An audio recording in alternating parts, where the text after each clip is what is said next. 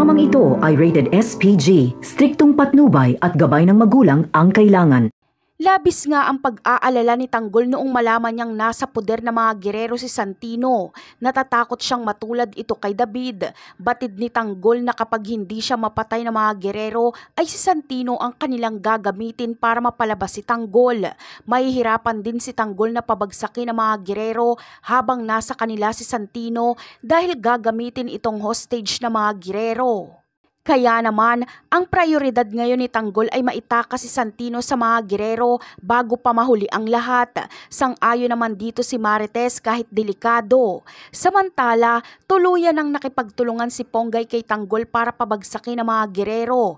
Pinuntahan niya si Tanggol para ipaalam na magiging personal bodyguard siya ni Miguelito.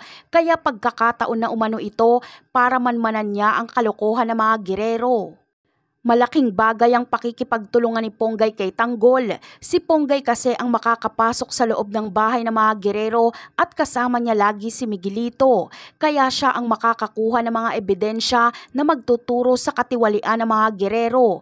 At kapag malagay siya sa alanganin ay darating si Tanggol para iligtas siya. Samantala, malaki din ang magiging papel ni Ponggay sa misyon ni Tanggol na itakas si Santino sa mga gerero. Si Ponggay ang makakadiskubre na hindi maganda ang kalagayan ni Santino, kaya tutulungan niya si Tanggol na maitakas ito.